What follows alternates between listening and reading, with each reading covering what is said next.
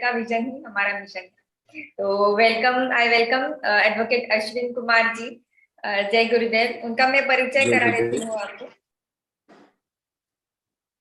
Ashwin Kumar is art of living happiness, wellness, HP, youth, yes plus, Shri Shri Yoga, Kids Yoga, Yoga RYS 200 and RYS 300, pre and postnatal certified pregnancy yoga teacher। तो आज इसी topic पे हमारे साथ discussion होगा। बहुत सारा knowledge share होने वाला है, तो सब लोग पेन पेपर लेके बैठ जाइए। बहुत सारी चीजें हमको आई थिंक नोट डाउन करनी पड़ेगी। तो चलिए over to you Ashwin Kumar ji, हम शुरू कर सकते हैं। जय Gurudev. Thank you Leena ji and जय Gurudev to all. Good evening everyone. So सब लोग अपना कैमरा स्टार्ट कर सकते हैं ताकि हम शुरुआत कर पाए। ठीक है, तो पहले हम 3 बार ओम का उच्चारण करेंगे, फिर स्टार्ट करते हैं। ठीक है, सब लोग आराम से बैठ जाएं,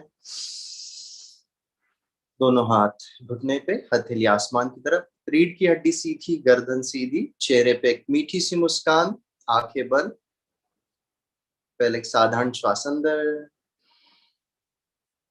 और बाहर 3 बार ओम का उच्चारण करेंगे, उसके बाद प्रार्थना करके हम स्टार्ट करेंगे। तो ओम के लिए एक लंबी गहरी श्वास अंदर,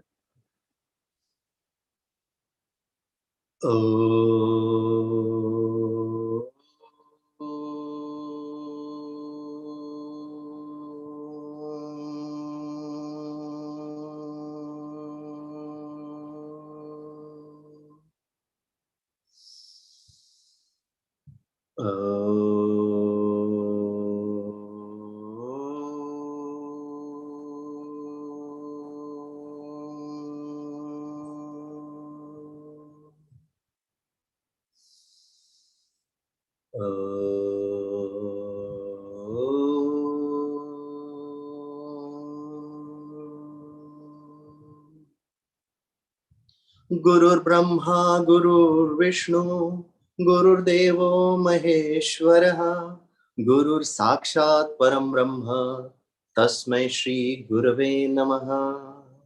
तस्मै श्री श्री गुरवे नमः।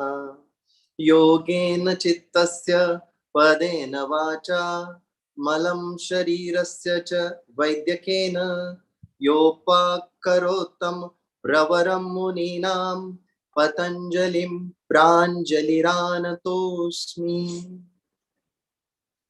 अपने मन को इस वर्तमान क्षण में लेके आइए और चेहरे पे एक मीठी सी मुस्कान रखिए। और जब भी आपको पूर्णता का एहसास हो, मुस्कुराते मुस्कुराते धीरे धीरे आंखें खोल सकते हैं। जय गुरुदेव। तो हम शुरुआत करते हैं। आज का टॉपिक है pre Nuttall and post Nuttall yoga. तो टॉपिक तक जाने से पहले हम देखेंगे कि योगा क्या है। योगा से शुरुआत करते हैं। तो योगा क्या है? योग मतलब मिलन। किसका मिलन? हमारा शरीर, श्वास और मन, इन तीनों का जब मिलन होता है उसको बोलते हैं योग। और योग बहुत बार हमको क्या लगता है कि योग सिर्फ, योगा मतलब क्या? योग या फिर योगा, रेगुलरली हम योगा ही बोलते हैं, एक्चुअली है योग। तो योगा या फिर योग क्या है? बहुत बार हमको लगता है कि योगा मतलब सिर्फ आसनाजी है। हाँ, तो योगा का आसना एक पार्ट है। जैसे हम सब जानते ही है कि there are 8 limbs of yoga. Yoga के कितने? 8 अंग है। कौन से? यम, नियम, प्रत्याहार, योगा, धारणा, ध्यान, समाधि, संयम। ये जो 8 जो है, तो इसको बोलते हैं 8 लिम्स ऑफ योगा। और उसमें से योग आसना जो है वो योगा का एक अंग है। जो बहुत बार हमको लगता है कि योगा मतलब सिर्फ आसना ही है, तो ऐसा नहीं है। उसमें से एक अंग है आसना। समझ गए? तो ये पोस्चर्स क्यों किए जाते हैं वो देखेंगे बाद में हम। और योगा का जैसे पतंजलि योग सूत्र में बताया गया है कि उसका शुरुआत ही होता है। फर्स्ट आपको अगर योग करना है तो पहला क्या है? अथ योगः अनुशासना। मतलब योगा आपको करना है तो उसमें सबसे इंपॉर्टेंट है क्या? अनुशासन। अनुशासन मतलब क्या? Discipline. Discipline is very important for yoga. If you want to be expert in yoga, so you should implement discipline in your life, in every stage of your life, every factors. तो अगर आप चाहते हो कि इस session से आपको ज्यादा फायदा हो तो अपना एक डिसिप्लिन के तौर पे एक अपना कैमरा ऑन रख सकते हैं। ठीक है, तो मुझे पता चलेगा कि मैं किन से बात कर रहा हूँ, मेरी बातें आपको समझ में आ रही है या नहीं। ठीक है, तो इतना तो कर सकते हैं ना। अगर आप कैमरा ऑन रखेंगे तो शायद ज्यादा नॉलेज मिल सकता है, और जो मिल सकता है शायद आपके काम आ सकता है। तो एक आप ये तो कर सकते हैं, ठीक है, ताकि मुझे पता चले आपको सच में अच्छा लग रहा है या नहीं। ठीक है, और क्या करना है? अपने मन को इस वर्तमान क्षण में रखिए, अभी यहाँ पे पूरा ध्यान रखिए डिसिप्लिन के तौर पे, तो ही आपको समझ में आएगा। योगा क्यों करते हैं पता है आप? क्योंकि हमारे मन को इस वर्तमान क्षण में लाए। वर्तमान में क्यों? जो भी हम करते हैं वर्तमान में ही करते हैं, पास्ट और फ्यूचर में जाके कुछ नहीं कर सकते। अगर वर्तमान में अपना 100% देंगे, if you give your 100% in this present moment, you will get the best results. Yes, so वर्तमान में। और योगा क्यों करते पता है? जीवन में आनंद लाने के लिए। तो अगर हम योगा आनंदी होके करते हैं तो ज्यादा फायदा होगा। तो चेहरे पे एक मुस्कान रखिए, तो मुझे लगेगा कि हाँ सच में आपको अच्छा लग रहा है। ठीक है, तो फर्स्ट क्या है? अर्थ योगा अनुशासन। तो योगा तो रेगुलर योगा भी है, और pre Nuttall post Nuttall yoga क्या है? जैसे बहुत आप में से बहुत सारे लोगों ने आर्ट ऑफ लिविंग का हैप्पीनेस प्रोग्राम किया ही होगा, किया है ना? जिनके कैमराज ऑन है वो बता सकते हैं ये सब नो। हाँ, तो किया है। तो आपने देखा होगा कि कोर्स करने के बाद हमारे जीवन में कितना बदलाव आया। क्यों बदलाव आया? क्योंकि हमने जो सुदर्शन क्रिया सीखा उसका हमारे अस्तित्व के 7 स्तरों पे प्रभाव। हाँ, सो देयर इज व्हाट, उसका इम्पैक्ट क्या है? 7 लेवल्स ऑफ एग्जिस्टेंस। कौन कौन से है? शरीर, श्वास, मन, बुद्धि, चित्त, हाँ, स्मृति, अहंकार और आत्मा। ये 7 स्तरों पे होता है ना। जैसे हमारे सुदर्शन क्रिया का असर होता है 7 स्तरों पे, वैसे ही योगा का भी असर होता है। समझ रहे? तो योगा क्यों करना है? क्योंकि ये जो क्लीनिंग है हमारे body, breath, mind, memory, intellect, yes, then ego, then soul etcetera, ये जो 7 लेवल्स है ना, उस पे इसका प्रभाव पड़ेगा, वो क्लीनिंग होता जाएगा। और जिन्होंने सुदर्शन क्रिया का अनुभव किया है, आपने तो देखा ही होगा सुदर्शन क्रिया करने के बाद हमारे जीवन में कितना सारा परिवर्तन आ गया। ये सुनो, मानते हैं या नहीं? मन, शरीर स्वस्थ हो गया, मन शांत होने लगा, हमारे भावनाओं पे अच्छा नियंत्रण आया, हमारे भावनाओं पे। ये सुनो, हम जो सोचते हैं वो होने लगा। क्यों होने लगता है पता है? जब मन शांत होता है ना, जो भी सोचते हैं वो इच्छाएं पूरी होती है, जो हमारे लिए अच्छा है। तो ये होता है। तो वैसे ही आज का जो टॉपिक है उसके पास में आ रहा। तो हमारे जीवन में सुदर्शन क्रिया आने के बाद बहुत सारा परिवर्तन हुआ हमारे जीवन में। वो अगर आपको बचपन में ही मिल जाता, ध्यान से मतलब ध्यान दीजिए, बहुत इंपॉर्टेंट, वो अगर ज्ञान आपको आपके बचपन में ही मिल जाता तो सोचो कितना परिवर्तन आता। और अगर वो ज्ञान आपको आपके जन्म से पहले ही मिल जाता तो क्या बोलते हैं? समझ रहे ना मेरी बात? क्या जन्म से पहले बोल रहा हूं, इस दुनिया में आने से पहले वो जो ज्ञान है योगा से रिलेटेड, वो अगर आपको पहले ही मिल जाता तो जीवन में कितना परिवर्तन आता। ये मैं क्यों बोल रहा हूं? क्योंकि हमारा आज का टॉपिक है prenatal and postnatal yoga. तो ये क्यों करते हैं हम? तो वो देखने के लिए, एक तो वो जो महिला है जो गर्भवती है उसके हेल्थ के लिए करते हैं, वो जो अगर थोड़ा बिग एस्पेक्ट से देखे तो। और अगर माइक्रो एस्पेक्ट से अगर देखा जाए तो वो ज्यादातर होता है उसके गर्भ में पलने वाले जीव के लिए। समझ रहे ना? आपने गर्भ संस्कार के बारे में सुना ही होगा। तो हम जैसे कि इसमें 3 पार्ट है actually, prenatal postnatal तो है ही, लेकिन उसके पहले भी एक आता है, उसको बोलते हैं प्री कंसेप्शन योगा। क्या है प्री कंसेप्शन योगा? इसमें आपके शरीर की शुद्धि की जाती है। मतलब जो चाहते हैं कि गर्भधारणा हो, वो बच्चों का प्लानिंग कर रहे हैं फ्यूचर में, तो पहले क्या करना जरूरी है? जो इच्छुक है उनका शरीर शुद्धिकरण होना बहुत जरूरी है।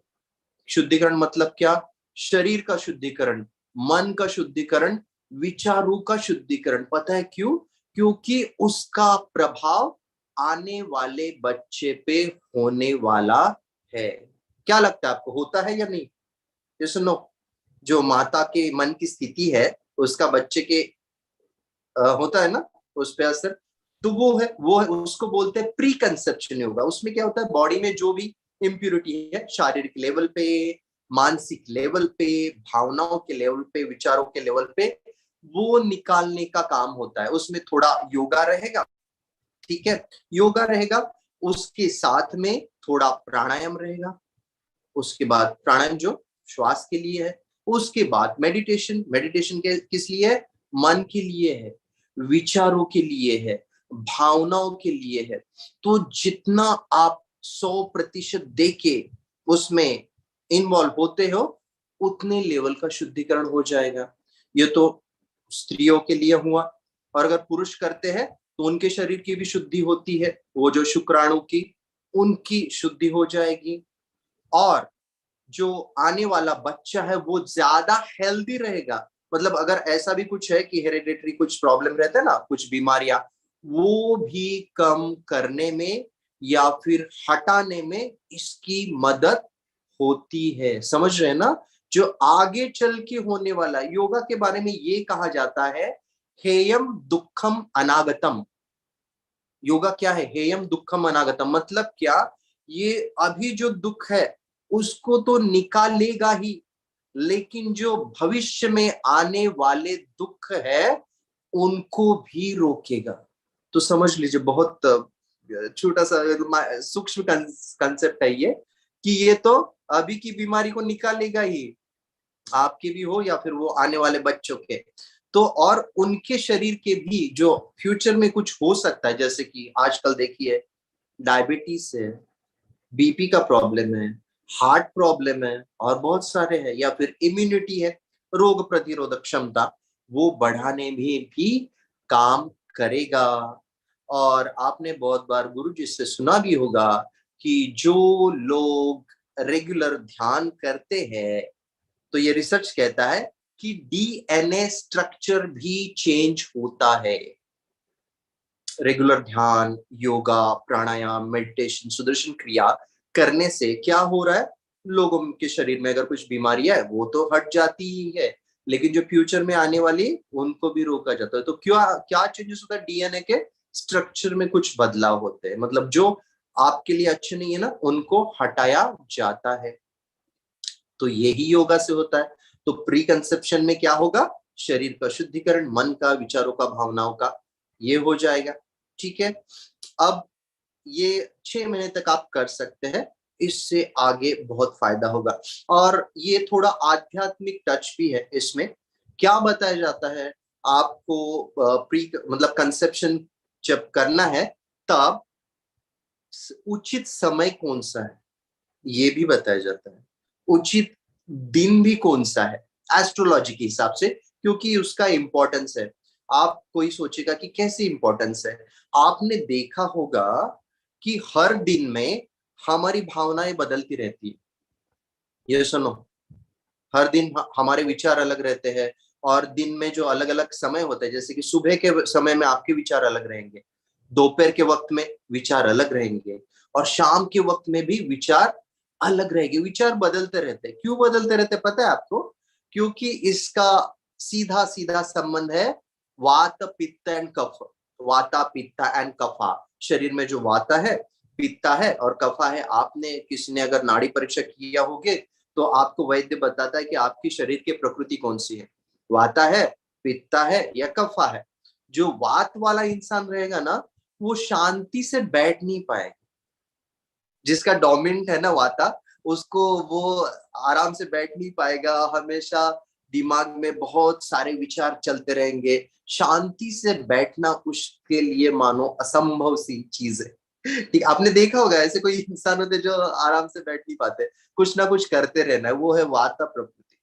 पित्ता वाले क्या, हर चीज में परफेक्शन चाहिए, चाहेंगे ये ऐसे ही होना चाहिए, वैसे ही होना चाहिए, ऐसे वैसे वैसे, तुमने ऐसे क्यों किया, वगैरह वगैरह, परफेक्शन। और उनको गुस्सा भी आएगा।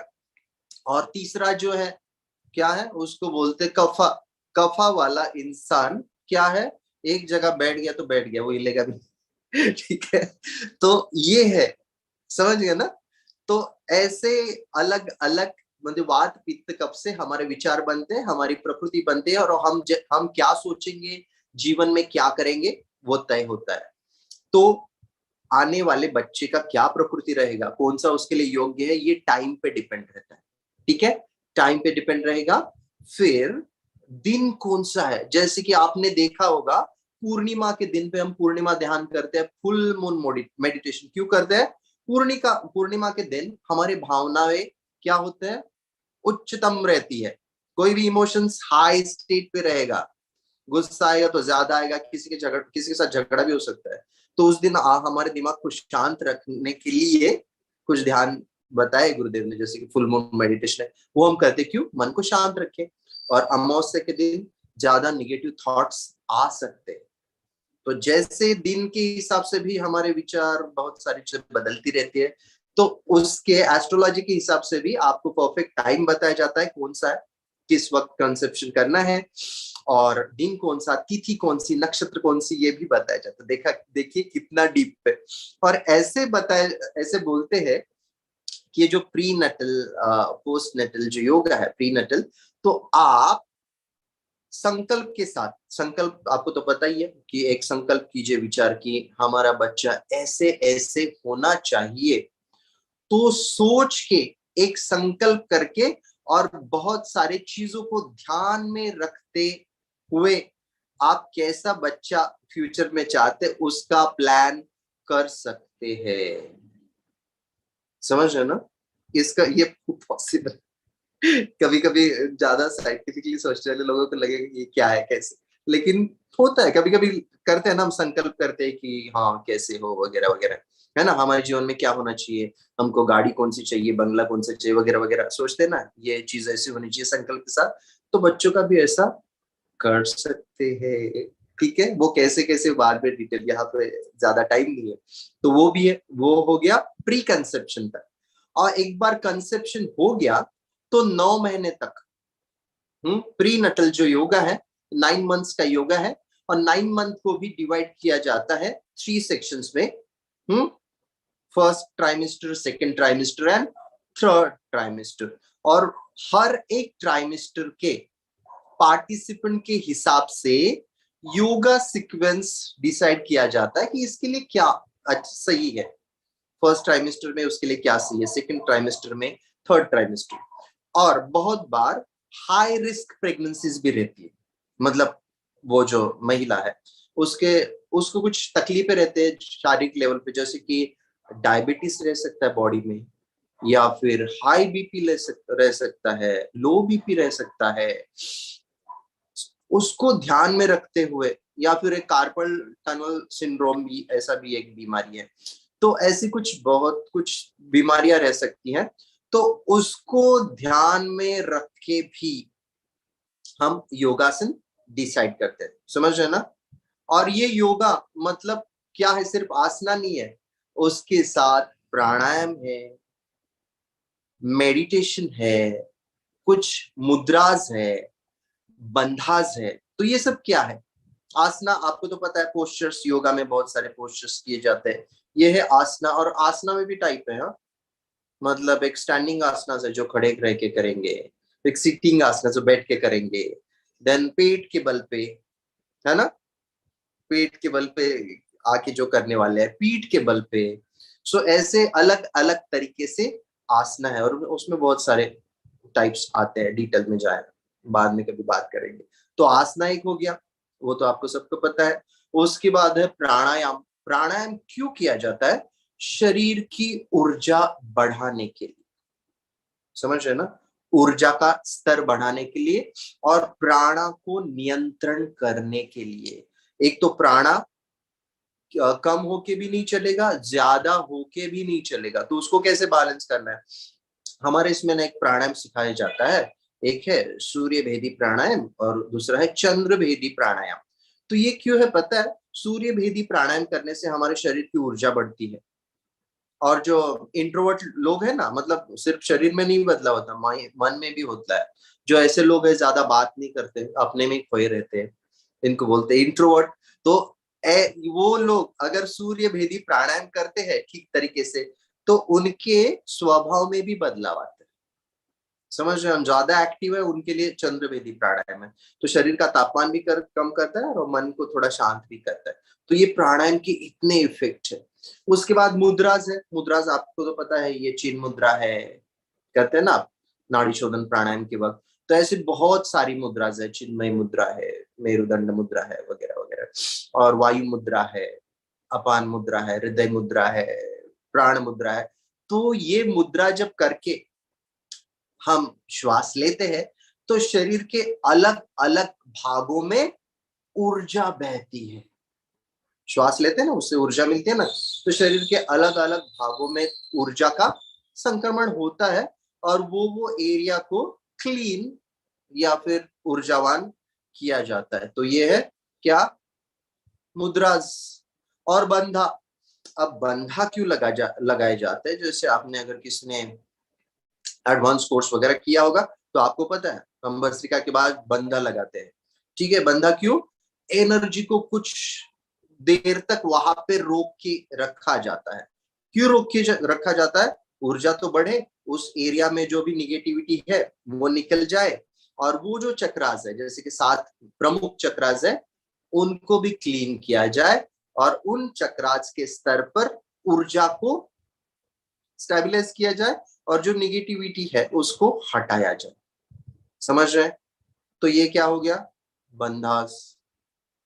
और आसना, मुद्रा, बंधा हो गया, प्राणायाम हो गया, और उसके बाद है ध्यान।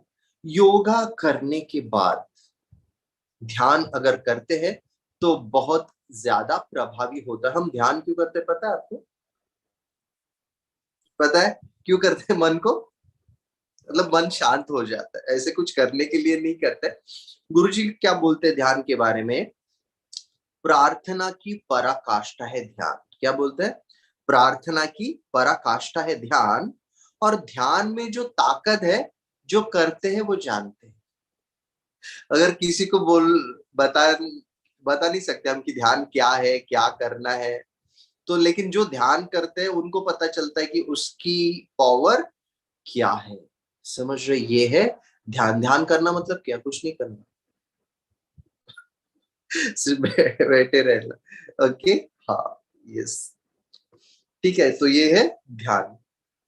तो ये सब होता है योगा में, और ये सीक्वेंस से अगर हम करते हैं तो एंड में जो हम मेडिटेशन करेंगे वो बहुत ज्यादा प्रभावी रहेगा, और उसका ज्यादा फायदा होगा। सिर्फ आसनास करके कोई फायदा नहीं होगा। आसनास करने के साथ में मतलब होगा फायदा, लेकिन शारीरिक स्तर पे, जैसे जिम में एक्सरसाइज करते हैं ना, वैसे सिर्फ आसना करेंगे तो उतना ही शारीरिक लेवल पे रहेगा।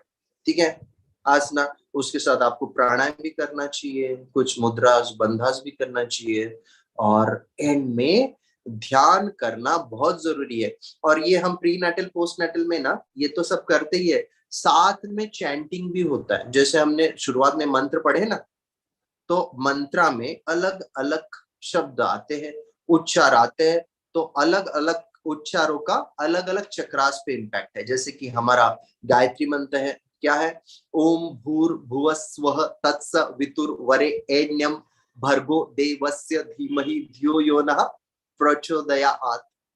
तो ये जो है ना, जब उच्चारण करते हैं ना, तो ऊर्जा ऊपर की तरफ प्रवाहित होती है, तो ये अलग अलग चक्रों को छूती हुई जाती है।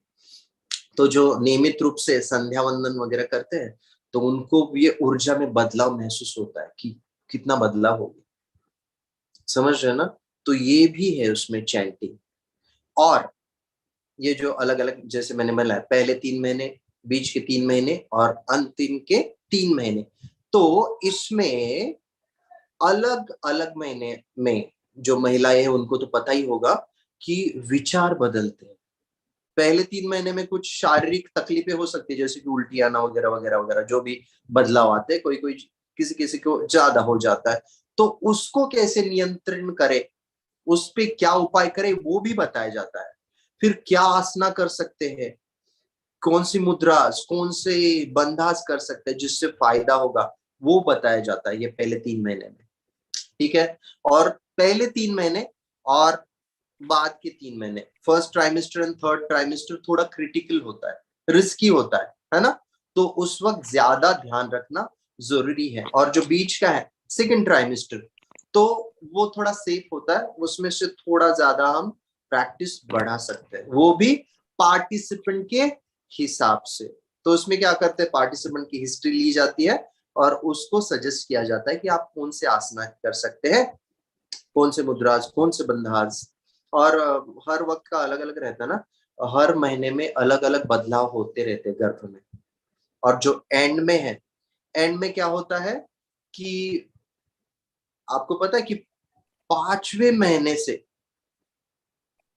वो जो गर्भ संस्कार जो बोलते हैं ना हम, कि हम जो चैंटिंग करते हैं, जो भी पढ़ा मतलब पढ़ेंगे, जो भी देखेंगे, जिस वातावरण में रहेगी वो महिला, तो उसका असर बच्चे पे होना शुरू हो जाता है ज्यादा, मतलब बहुत बड़े पैमाने पे।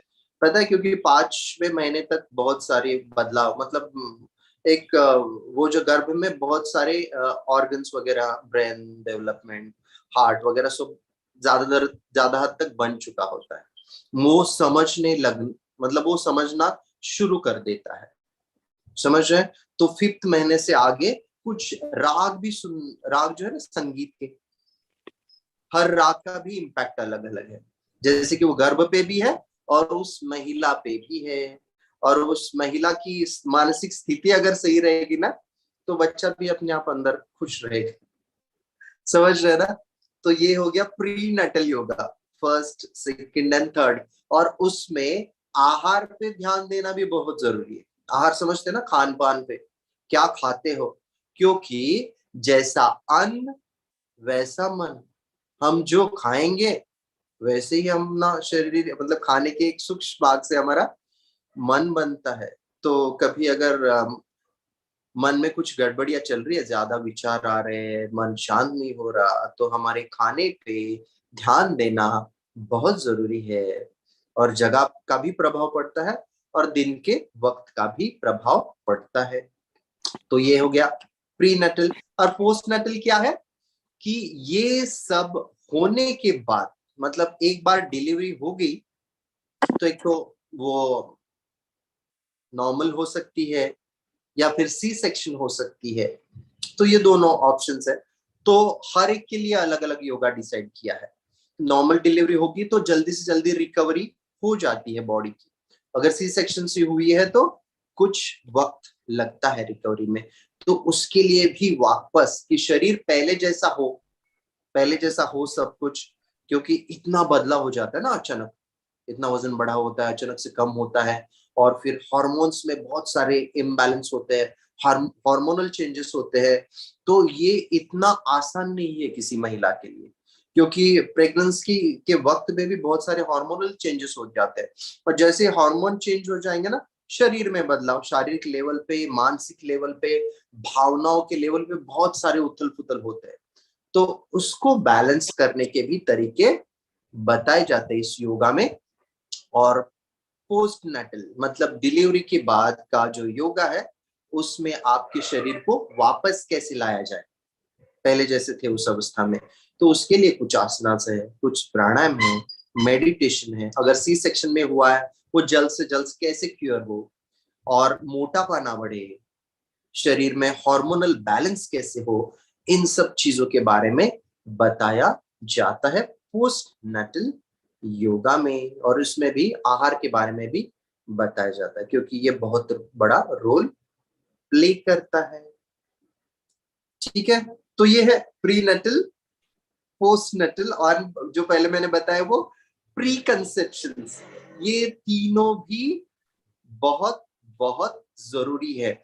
और आपको पता है क्या, ये अगर कोई महिला करती है पहले से, तो बहुत सारे बदलाव आते हैं, कहा कि उनके शरीर में भी, और प्लस वो जो गर्भ में बच्चा पल रहा है उसके लाइफ में, जीवन में भी। जैसे मैंने आपको पहले बताया कि जैसे सुदर्शन क्रिया करने के बाद आपकी जीवन में कितने बदलाव आए, देखते हैं ना आप।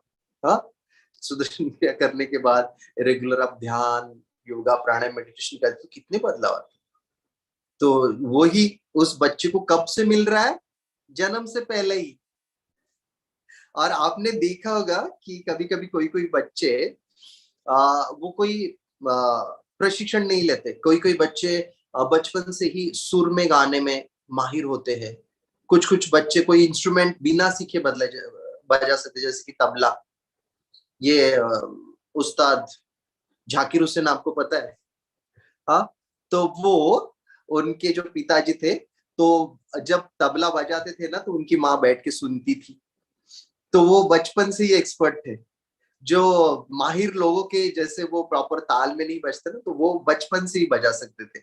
और ये गुरुजी के बारे में भी बहुत बड़ा एग्जाम्पल है कि गुरुजी को 4 साल की उम्र में ही भगवत गीता पूरी जुबानी याद थी, है ना। ये क्या है, ये गर्भ संस्कार की जैसी, घर में जैसा वातावरण रहेगा उसका प्रभाव तो पड़ने ही वाला है। तो ये जैसे बच्चे हमको चाहिए, वैसे हम बाहर से अगर प्रभाव डालते हैं तो वो अपने आप वो रिजल्ट आने वाला है। समझ रहे हैं? Yes yes. यस, तो बहुत बढ़िया। बताने के लिए तो बहुत सारा कुछ है, तो अगर आपके कुछ प्रश्न हो तो पूछ सकते जी भैया, मैं ये पूछना चाहती हूँ आपसे हैं। कि हाँ सुदर्शन क्रिया हम बोलते हैं ना कि हैप्पीनेस प्रोग्राम में ही बोलते हैं कि वंस यू कंसीव, कंसेप्शन के बाद आप नहीं कर सकते। तो हाँ इसके बारे में थोड़ा आप गाइड कर सकते हैं कि कब तक करना है और कब वापस पोस्टनेटल कब शुरू कर सकते हैं, उसके बारे में। हाँ, मतलब वो तो है, लेकिन वो कोर्स में ही, ये थोड़ा टेक्निकल बातें है ना, इसका कोई जनरल नहीं आंसर। ओके। आप तो ये 9 महीने तक भी कर सकते हैं, ठीक है ना। लेकिन ये कब करना है, और सुदर्शन क्रिया कर सकते हैं, लेकिन उसमें कुछ चेंजेस है। ओके। अच्छा। समझ रहे ना, कर जी। सकते हैं, नहीं कर सकते ऐसा नहीं है, लेकिन उसमें कुछ बदलाव करने पड़ते हैं। जैसे कि 3 स्टेज प्राणायाम हो गया, भस्त्रिका वगैरह वो जो है, और वो जो किस तरीके से हम श्वास वगैरह लेते हैं, तो उसमें क्या बदलाव करना जरूरी है। और वो अच्छा। क्या बदलाव करना जरूरी है, ये हर पार्टिसिपेंट के हिसाब से बदलता जाता है। समझ रहे? जी जी। पार्टिसिपेंट टू पार्टिसिपेंट चेंज होता रहेगा। तो अभी तो इसमें तो जनरली नहीं बोल सकते अच्छा। ओके। क्योंकि गलत रहेगा। समझो कोई किसी ने वो सुन के, एक सेकंड, हाँ, अगर कोई उसको इम्प्लीमेंट करेगा शायद उसको नुकसान भी हो सकता है। तो राइट। इसमें कोई जनरल ऐसा नहीं है। और ये जो प्री नेटल पोस्ट नेटल है ना, इसमें जो सीक्वेंस है हर किसी के लिए कॉमन नहीं है। ऐसा पार्टिसिपेंट टू पार्टिसिपेंट ये चेंज होता रहता है। ओके। तो यह है सुदर्शन क्रिया का। लेकिन कर नहीं सकते ऐसा नहीं, कर सकते हैं, लेकिन वो एक्सपर्ट्स की सलाह सलाह लेके। की। ओके। तो भैया थोड़ा विषयांतर करेंगे कि हाँ आपकी जर्नी कैसे शुरू हुई आर्ट ऑफ लिविंग में, और यहाँ पे इस योगा के प्रीनेटल पोस्टनेटल में आप कैसे आए, थोड़ा सा उसके बारे में सुनाइए। हाँ, तो हम स्कूल के एंड में, मतलब कॉलेज से पहले, हमको इस कोर्स के बारे में पता चला। हमारे एक टीचर थे, स्कूल कॉलेज, मतलब एक घर से रिलेशन थे, बाद में हमारे कॉलेज के टीचर बने। उनसे हमको पता चला कि ऐसा का ऐसा कुछ कोर्स है। तो नाना करते करते कि नहीं करना है हमको, तो नहीं करना है।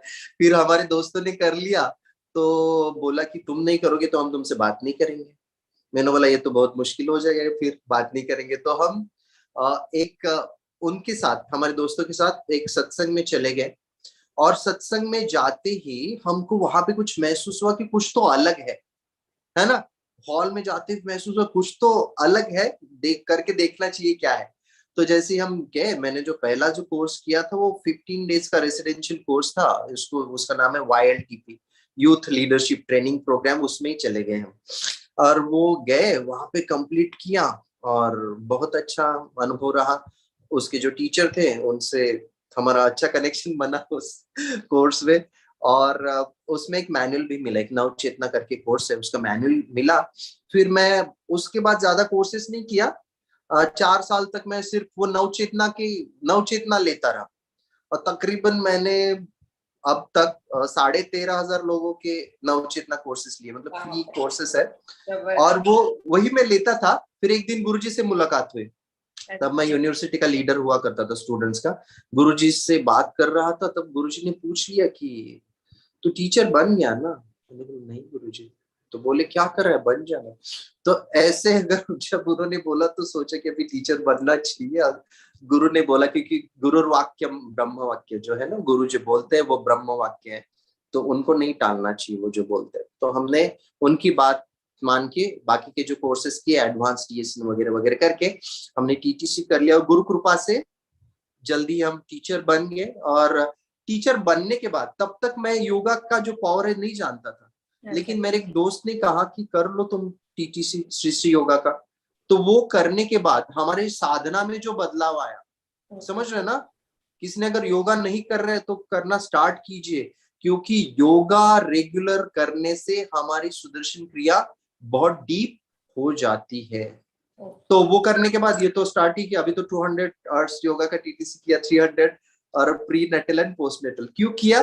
क्योंकि इसका महत्व हम समझने लगे, इसलिए तो योगा का बहुत बड़ा महत्व है।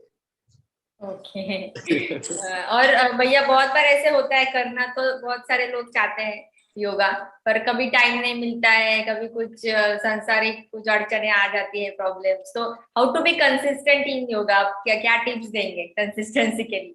हाँ, तो सबके पास मोबाइल फोन यस। है ना? कितने का है? एक 10, 15, 20 लाख, 1.5 लाख, यस। ठीक है। मोबाइल, तो उसको चार्जिंग करने के लिए रोज लगाते हैं ना, सबसे उठने के बाद पहला काम क्या करते हैं? चार्जिंग पे लगाओ, है ना? है कि नहीं? राइट। क्योंकि पता नहीं लगाएंगे तो पता नहीं दिन कैसे जाएगा। तो चार्जिंग को लगाने को, वो चार्जिंग लगाने के लिए आपको टाइम मिलता है, आप निकालते हैं। कहीं निकालते बाहर हैं। भी जाना है बिजी, मतलब इंपॉर्टेंट काम के लिए, तो रुक के थोड़ा चार्जिंग करते हैं उसको, फिर ही निकलते हैं ना। यस। टाइम मिलता है, निकालते हैं। निकालते हैं। निकालते क्यों? क्योंकि उसका महत्व हमको पता है। तो ये कुछ हजारों के मोबाइल के लिए हमारे पास वक्त है, और ये जो अनमोल शरीर है यही आपको मोक्ष तक लेके जाएगा। तो उसके लिए टाइम निकालना जरूरी है। और किसी कोई कोई बोलता है ना मुझे टाइम नहीं है, तो योगा, प्राणायाम, मेडिटेशन, सुदर्शन क्रिया आपको ज्यादा टाइम देगा। राइट। आपके काम जल्दी होने लगेंगे, और बहुत आपको तो आप बाकी तो आप जानते ही हैं। तो टाइम निकालना जरूरी है। और जिसको इम्पोर्टेंट, मतलब लाइफ में ना क्या है कि हमारे मराठी में बोलते हैं आवड असेल तर सवड मिळते, बरोबर ना? तो जैसे और एक उसमें क्या, उसके लिए प्रेम होना चाहिए। और प्लस क्या है कि एक डिसाइड कीजिए कि जब तक सुदर्शन क्रिया, योगा ये सब नहीं करेंगे ना, तब तक नाश्ता नहीं करेंगे। No kriya, no breakfast, no yoga, no breakfast, no yoga, no kitchen, ऐसा अगर रूल बना के रखते हैं ना। अच्छा, अब ब्रश करते हो ना सब लोग डेली? आपको टाइम मिलता है, निकालते हैं? निकालते हैं। तो ऐसे ही क्यों? क्योंकि जरूरी है, ऐसे ही इसको भी जरूरी बनाई। Right. जैसे, ठीक है। और किसी के कोई प्रश्न है तो पूछ सकते हैं। हाँ, प्रश्न पूछ सकते हैं अनम्यूट करके, या फिर दीदी को बताइए, वो पूछेगी। चैट बॉक्स में कुछ है क्या दीदी? देखिए। सुदर्शन क्रिया के बाद टायर्ड फील होता है, ऐसे प्रश्न आया है। हाँ, टायर्ड फील होता है ना, तो एक बार आप आपके जो भी टीचर है ना, उनके सामने करके दिखाइए उनको कि आप कैसे कर रहे हैं। ऐसा हो सकता है कि आपके करने का तरीका गलत हो सकता है। सुदर्शन क्रिया जब करते हैं ना, तो ज्यादा जोर नहीं लगाना है, आसानी से होना चाहिए। अगर आप श्वास ठीक से नहीं ले रहे हो, ज्यादा ताकत लगा रहे हो, तो वो देखना जरूरी। आप टीचर से मिलिए, उनको दिखाइए कि मैं ऐसे ऐसे कर रही हूँ, तो वो आपको बताएंगे कि क्या गलती हो रही है। समझ रहे? राइट। यस। ओके, और भैया निगेटिव थॉट से हम बाहर कैसे निकले योगा हाँ, जैसे मैंने बताया ना, ये तो रेगुलर सुदर्शन क्रिया योगा ये सब करो, प्लस हमारे खाने पे ध्यान दो, क्या खाना हम खा रहे हैं। जैसे खाने के बारे में पता है ना, सत्व रजस तमस जैसे तामसिक अन्न है, जैसे मांसाहार वगैरह वगैरह। फिर राजसिक है, क्या है, ज्यादा मीठा वगैरह खाना। और क्या बोलते हैं, सात्विक जो है ना, तो सात्विक जितना खाएंगे उतना मन शांत रहेगा, हल्का फुल्का रहेगा। राइट। राइट। तो भैया कुछ गुरु स्टोरीज सुनना चाहेंगे, उसके बिना हमारा सेशन पूरा नहीं होता है। सब लोग इसी के लिए आते हैं कि गुरु स्टोरीज सुनने मिले। तो प्लीज कुछ शेयर कीजिए आपके लाइफ में सबसे अच्छी गुरु स्टोरी। हाँ, सबसे अच्छी मतलब सबसे ये है अमेजिंग, मेरे लाइफ में जो चमत्कार हुआ है वो है, मतलब पहले मैं कभी सोचता नहीं था टीच ये कोर्स करने का। क्या हुआ था, मैं शुरुआत में जैसे बताया आर्ट ऑफ लिविंग की शुरुआत, तो मेरी आर्ट ऑफ लिविंग की शुरुआत ही सेवा से हुई है। और आपको पता है कि सेवा बहुत इंपॉर्टेंट रोल प्ले करता है आर्ट ऑफ लिविंग की जर्नी पे। ये आर्ट ऑफ लिविंग इतना बड़ा है ना, इतना बड़ा हो गया, मतलब 40 साल हो गया आर्ट ऑफ लिविंग को, 156 कंट्रीज में। सोचिए, भारत एक देश है ऐसे ये जो दुनिया के 156 कंट्रीज में आर्ट ऑफ लिविंग पहुंचा है। क्यों? ये जो वॉलंटियर सब लोग मिलके सेवा करते हैं ना सभी देशों के, इसकी वजह से इतना बड़ा है। और इसमें प्रेरणा है हमारे पूज्य परम पूज्य गुरुदेव श्री श्री रविशंकर जी की, क्योंकि वो खुद सेवा में जुड़ जाते। हाँ, वो कैसे हम आप उनके एग्जाम्पल से दिखाते हैं कि आपको क्या करना है, वो खुद सेवा में लग जाते, तो बाकी अपने आप सब लोग करने लगते हैं। तो ऐसी सेवा मेरी शुरुआत भी ऐसी ही हुई। जैसे पहली बार मैंने गुरुजी का फोटो देखा पैम्पलेट पे, हमारे जो सर थे उन्होंने दिया मेरे पास, मुझे बोला कि सबको बांट दो ये पैम्पलेट कोर्स के थे सुदर्शन। मैंने देखा, देख के बोला तो मैं तो नहीं करने वाला लेकिन फिर भी मैंने बांटे सबको, पता है कि कोर्स करो वगैरह। और उसके बाद मेरा कोर्स वगैरह हुआ। और इम्पोर्टेंट जैसे मैंने बताया, वो मैं नवचेतना लेता था, 13,500 तक लोगों का लिया। और वो एक सेवा का ताकत था ना, पता है। बाकी के जब टीचर्स बोलते थे टीटीसी करने के लिए, मैं तो इतना तैयार नहीं होता था, लेकिन लास्ट में गुरुदेव ने बोल दिया। तो क्यों? अगर सेवा करते हो तो आपका पुण्य बढ़ता है। राइट।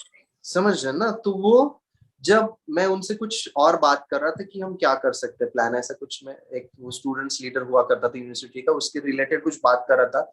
वो मेरी तरफ देख रहे थे और मैं उनकी आंखों में देख रहा था। और उनका ऑरा इतना पावरफुल है ना, आप जो भी सोचते, मतलब आपके दिमाग में कुछ विचार चल रहे हैं, उनके पास में जाके ब्लैंक हो जाता है। तो मैं उनके पास में गया, बोला गुरुजी आपसे बात करना है।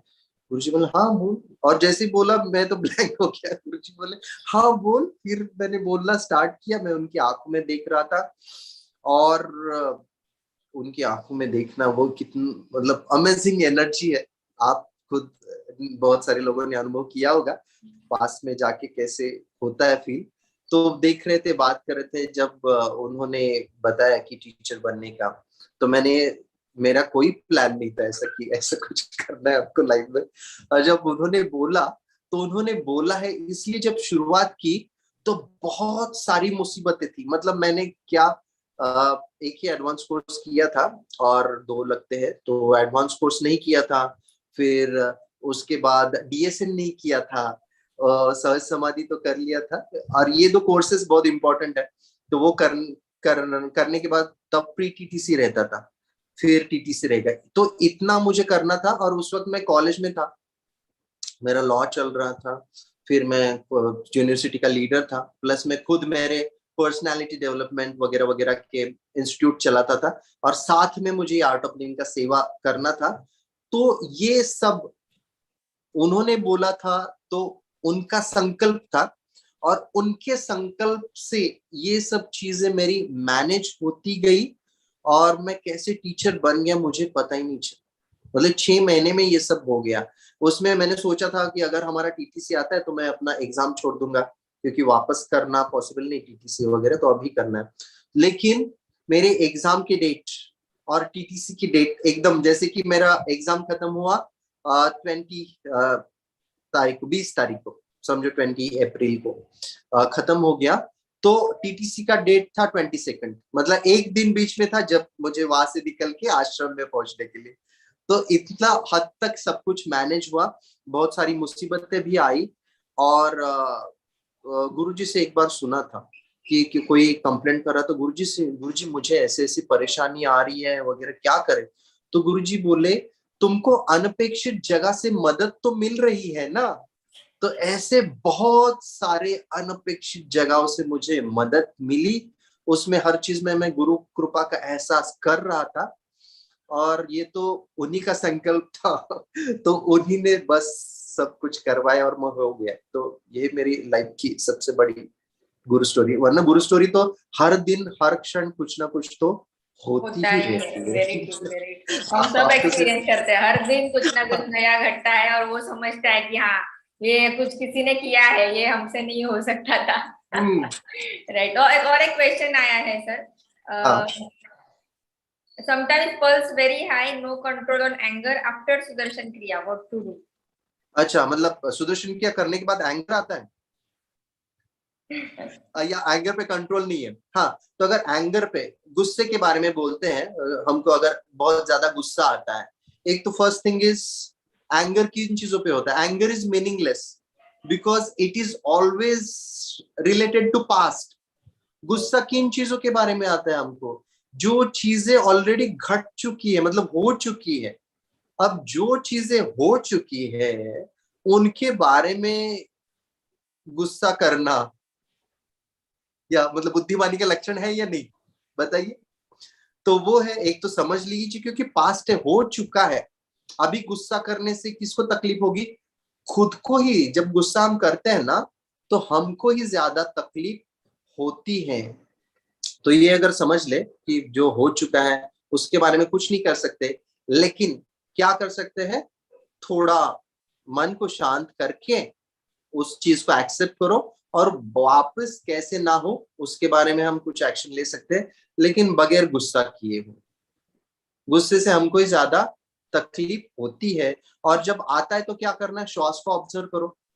इतना जान के भी अगर गुस्सा आता है ना, तो देखो क्या हो रहा है। श्वास को जब ऑब्जर्व करोगे ना, तो अपने आप गुस्सा कम हो जाता है। जैसे कि हमको गुस्सा जब आता है ना, तो श्वास थोड़ा फास्ट हो जाता है। देखिए ना, आप झगड़ा करते हैं, गुस्सा करते हैं तो फास्ट हो जाता है। श्वास के तरफ ध्यान दोगे कि तो श्वास फिर से लंबा गहरा हो जाएगा और गुस्सा ठंडा हो जाएगा। ठीक है। और गुस्से की वजह से फ्यूचर में बहुत सारे प्रॉब्लम से जो क्रिएट होने वाले थे, उससे भी आप बच सकते हो। लेकिन गुस्से भी कभी कभी पता नहीं चलता ना, ये क्या बोल दिया मैंने, ये क्या कर दिया, नहीं करना चाहिए था। तो ऐसी जो पश्चाताप की घड़ी से बच सकते हैं। Right, right. वैसे तो क्रिया और अगर ध्यान करते हैं तो अपने आप ही आता है हाँ, कंट्रोल माइंड पे। मतलब करना नहीं पड़ता है हमें, वो अपने आप ऐसे लगता है कि नहीं ठीक है, चलो लेट गो कर सकते हैं आसानी से। हाँ। मैंने खुद और क्या है ना, एक्सपीरियंस किया। वो पता है क्यों? क्योंकि होश, अवेयरनेस, यस। अवेयरनेस है तो गुस्सा नहीं आएगा।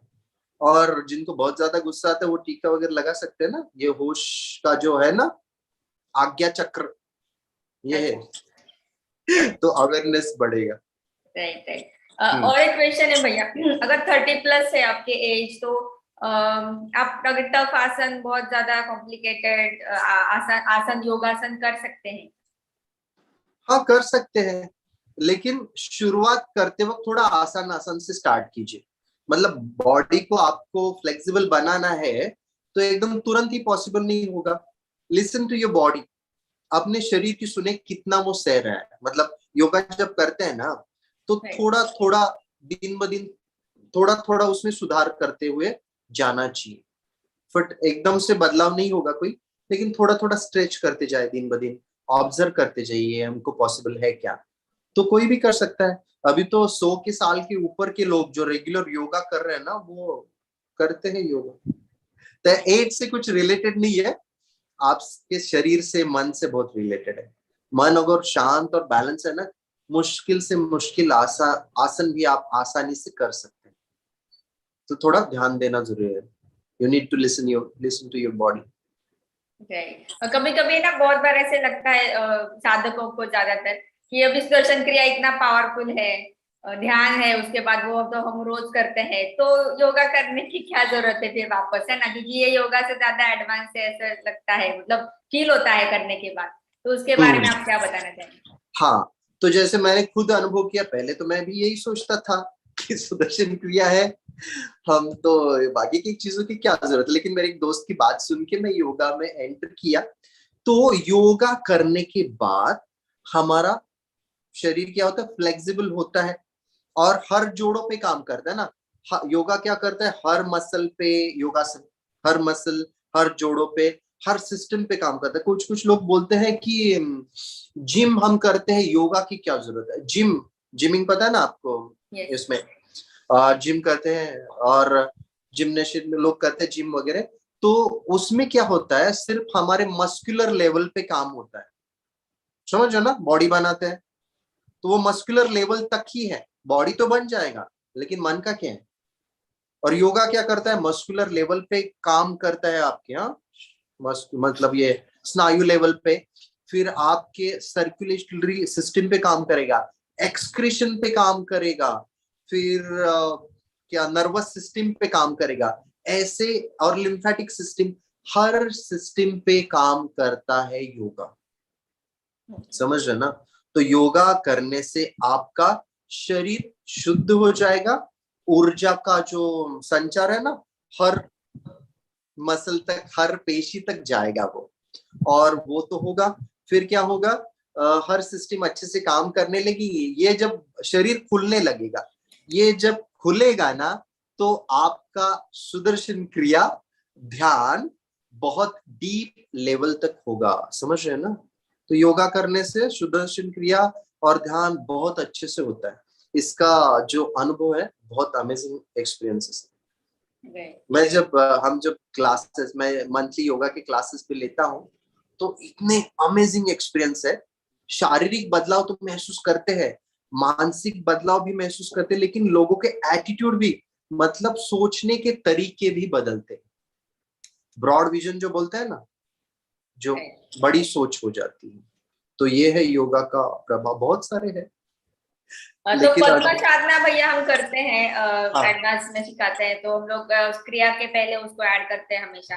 तो इज दैट इनफ कि आप जो बोल रहे हो वो भी करना चाहिए? वापस रिपीट हो रहा है क्वेश्चन।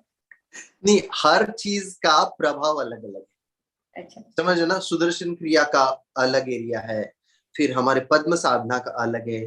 पद्म साधना में कैसा, एक कुछ आसनास का सीक्वेंस है, ये एक साधना है, उसका इम्पैक्ट अलग है।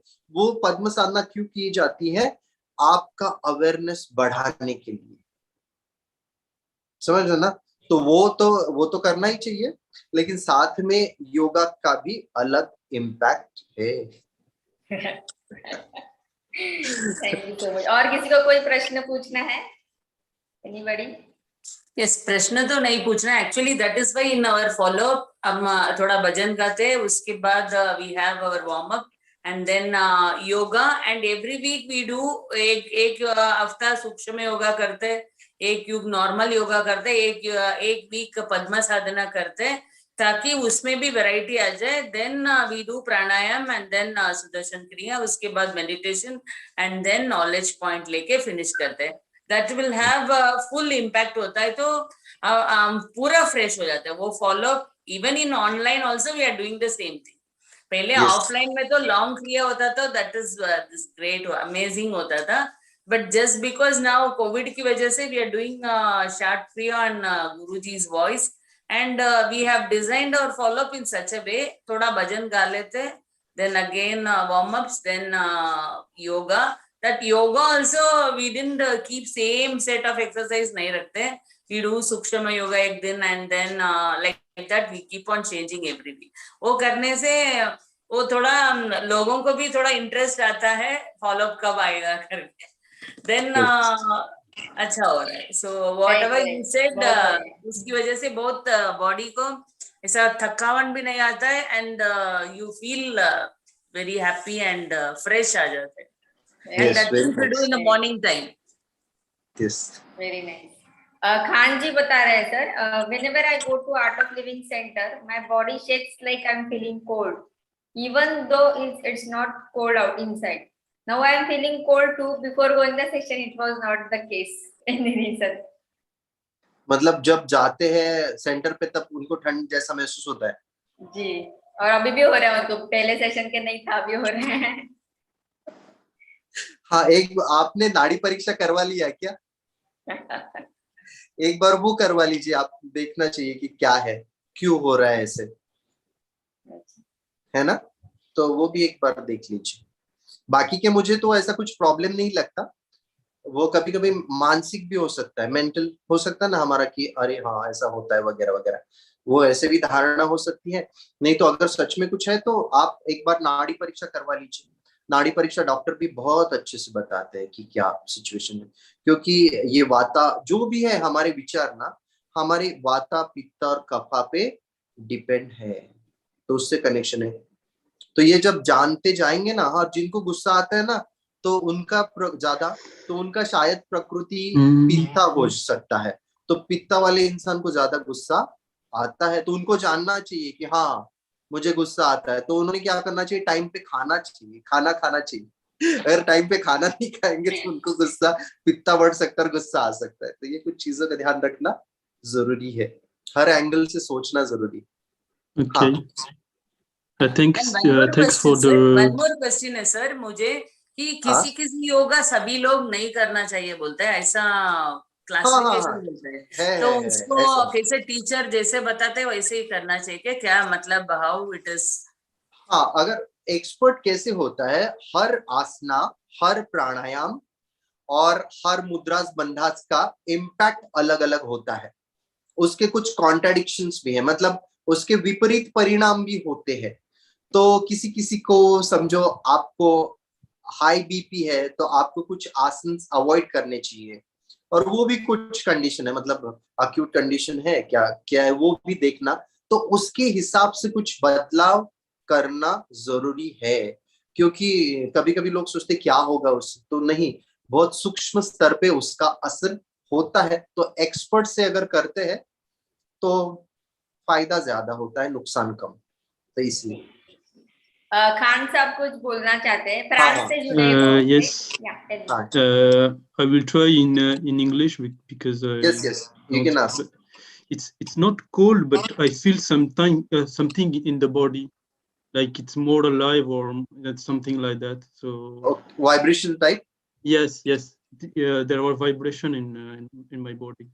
while doing meditation. Yes, and when I went to Art of Living Center, I feel the same vibration. Okay, so you can observe the vibrations, what is happening. Most of the times Gurudev also says na, so observe your vibrations, observe your body, take your attention to your body. And you can do you know about yoga nidra? Yes. So you can do it regularly and observe, is it reducing or remaining the same. Okay, so you can pay proper attention to your vibrations while doing yoga nidra. Yeah. Yes. Thank you very much. Yes, most welcome. हाँ, सो योग निद्रा भी आप सभी को करना जरूरी है, बहुत ही इफेक्टिव है और शरीर को पूरे अच्छे तरीके से आपको आराम देता है। यस, और कोई प्रश्न? और भी आप बता दीजिए कि some people have the wrong conception कि योगा करने से वो ना suddenly they are stopping the medicine of BP and sugar. हाँ, वो नहीं करना चाहिए ना। यू प्लीज इंस्ट्रक्ट देम कि that is not, you please tell them. हाँ, तो आप जब बहुत बार ऐसा है कि योगा करने से शरीर में मतलब निगेटिविटी चली जाती है, शरीर स्वस्थ होने लगता है और बहुत मतलब फायदा होता है, और कुछ लोग लेते हैं ना बीपी डायबिटीज के लिए दवाएं, और अगर अच्छा लगने लगा तो तुरंत वो दवाई स्टॉप करते हैं। तो खुद से नहीं करना है, आप डॉक्टर की सलाह से वो दवाई वगैरह स्टॉप कर सकते हैं, समझ रहे हैं ना?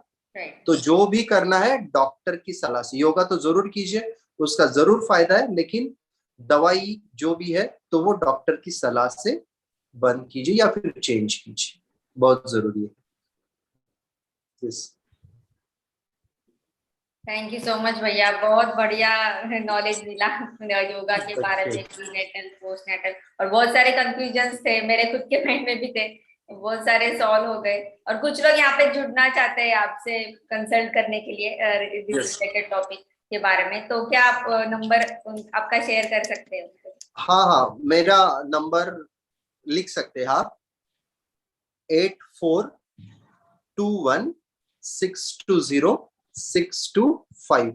मैं चैट बॉक्स में भी डालता हूँ, 8421620625, 8421620625। हाँ, मेरा नाम है अश्विन कुमार, 8421620625।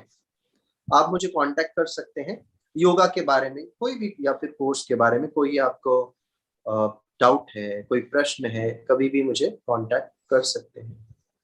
जी भैया, थैंक यू सो मच भैया, बहुत बढ़िया नॉलेज शेयर हुआ आज, और we are looking forward to consult with you and talk with you again. वापस एक बार करेंगे एक सेशन इसी के बारे, योगा के बारे में, in general, yoga in general. बहुत ही बढ़िया। तो आपको कैसा लगा सर हमसे जुड़ के? हाँ, तो बहुत अच्छा लगा मुझे, आपने मौका दिया यहाँ पे बोलने का। अभिषेक जी ने इनवाइट किया था मुझे, प्रज्ञा जी और लीना दीदी, आपका भी बहुत बहुत धन्यवाद कि आपने अच्छे से कोऑर्डिनेट किया। और सबके दिमाग में रहता है कि योगा कब करना है, कब तक करना है। तो ये कब तक करना है, ऐसे बोला जाता है, सत्तु दीर्घ काल नैरंतर्य सत्कार सेवितो दृढ़ भूमि। तो आपको ये सब योगा प्राणायाम मेडिटेशन कब तक करना है? दीर्घ काल नैरंतर्य और सत्कार सेवितो दृढ़ भूमि, मतलब पूरे श्रद्धा के साथ करेंगे तो उसका ज्यादा प्रभाव है। So you need to do everything with full of devotion. If you do it with full of devotion, you will get maximum benefits, because it is not only related to your body, it is related to your mind, soul, everything, all the levels of your existence. Yeah. So all the best to everyone. Thank you so much very much for joining. जी sir, अगर आपका कुछ group साधना का link रहेगा तो वो भी that you can share with us. Yes. That will be better. And आप महाराष्ट्र बोले तो which part of the city you are staying, sir? Recently I'm staying at Pune. अरे वाह, great. We are also Punekars. Happy to have you. Yes. So can you please share the link, sir? That will be better. Yes. I have given you my number. Okay, so you can contact me on it. So I'll give you the details. What are the different activities happening? Okay. अभिषेक भैया, आप कुछ बोलना चाहते हैं? हाँ, अभिषेक भैया कुछ बोल। Thank you so much भैया. This session was really wonderful. And जो लोग YouTube में देख रहे हैं, मैं ये नंबर YouTube के डिस्क्रिप्शन में डाल दूंगा, जिसमें उनके ग्रुप साधना का भी लिंक रहेगा एंड उनका भी नंबर रहेगा। And really भैया, this session was really unique. And ये बहुत ही कई बार ही होता है जब हम योगा को इस डीप लेवल में देखते हैं, तो मैं जो लोग अभी भी देख रहे हैं उनसे भी रिक्वेस्ट करूंगा कि आप लोग भी ज्यादा से ज्यादा लोगों को शेयर करें ये सेशन, एंड आप लोग भी बने रहे इस पाथ पे। This session was really very much of value addition for all of us, and thank you so much Ashwin भैया, and thank you so much Leena दीदी also for hosting. Thank you so much. Okay. Most welcome. Thank you very much to all. Jai Gurudev. All the best. मिलते हैं जल्दी। जय गुरुदेव।